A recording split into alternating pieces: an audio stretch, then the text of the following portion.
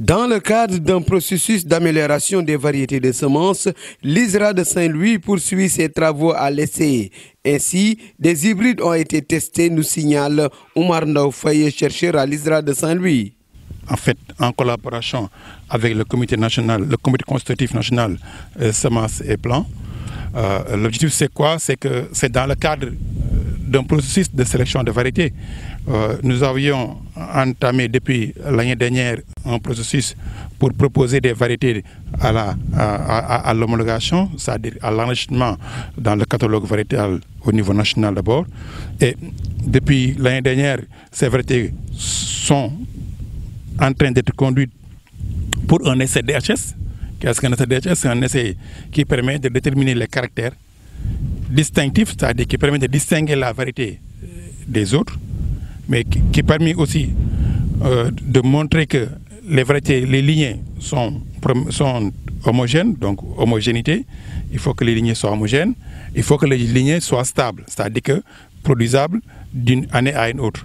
Donc il faut que c'est là que nous sommes en train de conduire l'IPOV. Donc c'est les caractères obligatoires de l'IPOV que nous avons conduit. Et donc c'est au final de proposer parmi les 10 lignées prometteuses, 3 qui seront nettement distinctifs, homogènes, mais aussi avec des caractères qui peuvent vraiment apporter quelque chose de plus au niveau des paquets variétals qui sont disponibles actuellement au niveau du Sénégal. Renverser la donne et répondre à la demande des producteurs sont les réelles motivations de cette stratégie, poursuit M. Faye. En fait, là, vous le comprenez, parce qu'il y a eu beaucoup de variétés qui ont été homologuées.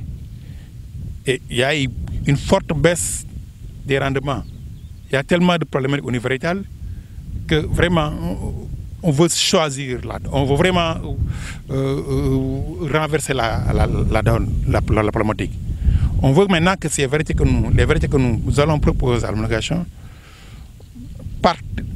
répondent à la demande des consommateurs et des producteurs. Il faut que les variétés qui sortent de là soient, parce que les variétés sont déjà testées, il faut que les consommateurs l'apprécient, il faut que les producteurs aussi l'apprécient. On était avec toi, les paysans, vous avez vu les producteurs. Ils l'apprécient, ils demandent des variétés. Les variétés ISRI sont en train de faire le... Mais on ne doit pas attendre. Nous sommes en train encore de donner d'autres variétés qui vont prendre en compte cette demande.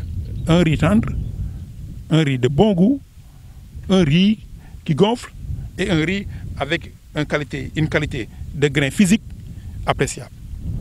Donc c'est ça le challenge. En même temps aussi, tolérante aux différents stress abiotiques et biotiques. Donc vraiment, il faut assurer la semence avec de nouvelles variétés. C'est ça que nous voulons. Nous voulons vraiment remplacer l'ensemble des anciennes variétés par une nouvelle gamme de variétés appréciées par les consommateurs, les producteurs.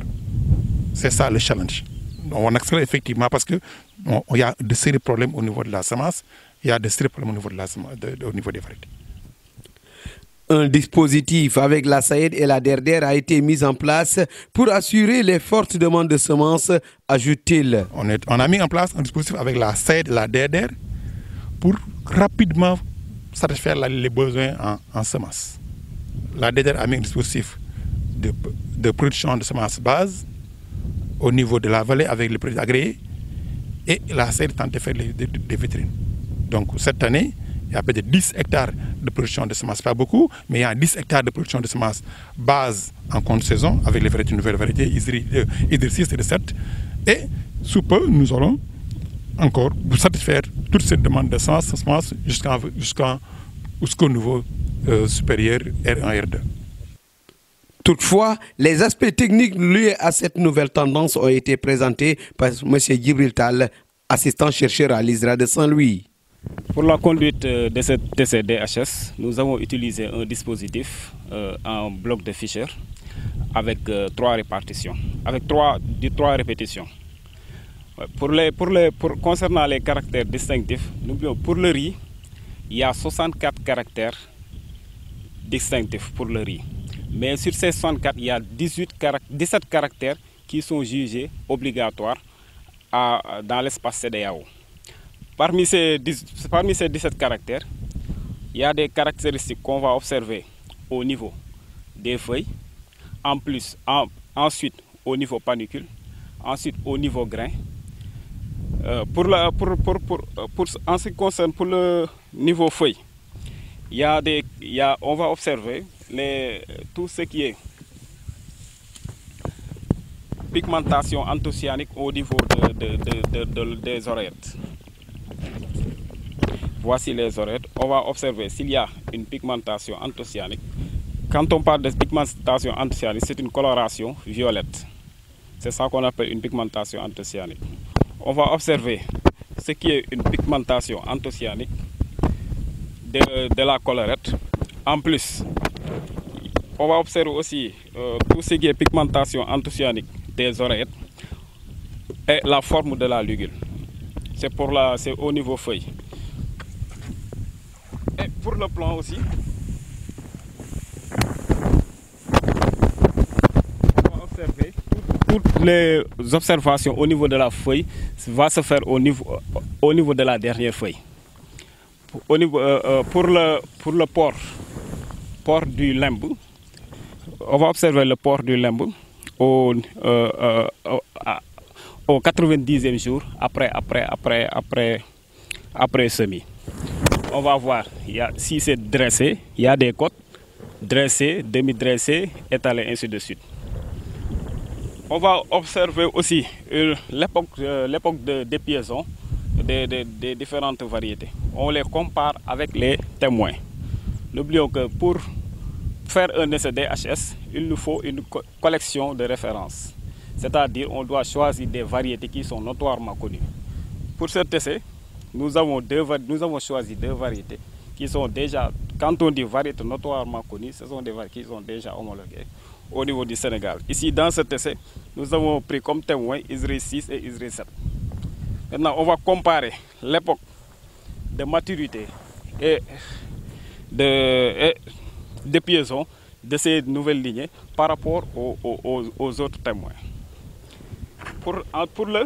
Au niveau grain, on va observer s'il y a une pigmentation anthocyanique de l'apex au niveau apex et aussi s'il y a la pubescence au niveau du glumérulaire inférieur. Et au niveau caryops, nous allons mesurer la longueur caryops, la largeur pour déterminer s'il s'agit de grains longs, moyens ou courts. Et ensuite, pour le format caryops, on va faire le rapport longueur grain sur largeur grain. Il y a une échelle, par exemple, si longueur sur largeur est inférieure à 0,3 mm, donc on va considérer que c'est un grain arrondi. Il y a différents codes qu'on doit observer. Oui. Bon, je vais vous montrer aussi quelques caractères qu'on va illustrer avec des photos.